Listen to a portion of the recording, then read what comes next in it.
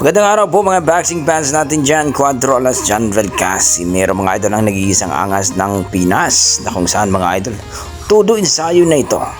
Ayon sa ating mga boxing fans ay nagpapakita na daw itong gila si Casimero sapagkat kung saan mga idol inabanggit nga natin na itong si Haring Alarcik mga idol ang promoter ng Saudi na kung saan ay naghahanap na nga ito ng malupit at warriors pagdating sa lona sa mababang timbang. At marami nga dito ang binanggit ni Alarcik mga idol. Pero ayon sa ating mga boxing fans, hindi daw naisali itong si Cuadrolas Casimero. Hindi daw kilala si Casimero mga idol, ang ating former 3 Division World Champion. At dito nga mga idol, ayon sa ating mga boxing fans, kung gusto daw talaga makasama itong si Casimero at mapalaban sa taong ito, dito sa Riyadh season mga idol, lumapit na daw ito kay Sean Gibbons, ang dati niyang matchmaker.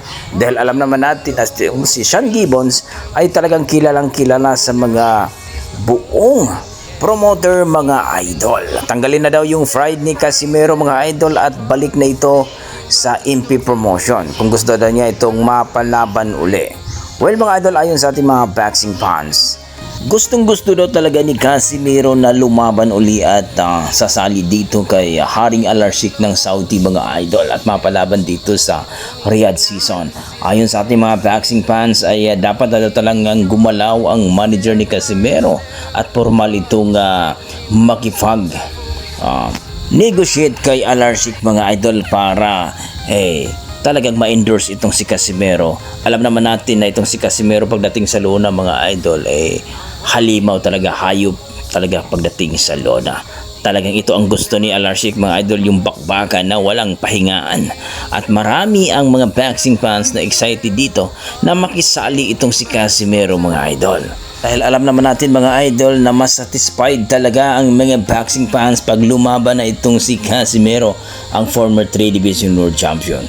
Kulang na lang mga idol ang kanyang promoter at ang kanyang manager. Kung ito'y gagalaw na ang kanyang manager mga idol at kung gusto nila na makuha itong si Sean Gibbons na maging kanilang matchmaker, mas maganda mga idol. Alam naman natin na ang koneksyon ni Sean Gibbons ay malupit talaga. So kayo mga idol, ano masasabi nyo dito? Mas maagbuti pa na lalapit na lang sila kay Sean Gibbons para makasali talaga itong si Casimero dito sa Riyadh season at ma-endorse dito kay Haring Alarcik mga idol.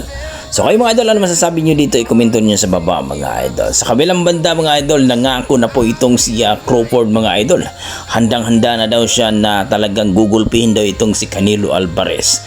Alam naman natin mga idol na itong si Crawford ay galing po ito, no, sa mababang timbang at umakyat lang po ito ng 168. Kumbaga super middleweight division ang nilabanan ni Crawford.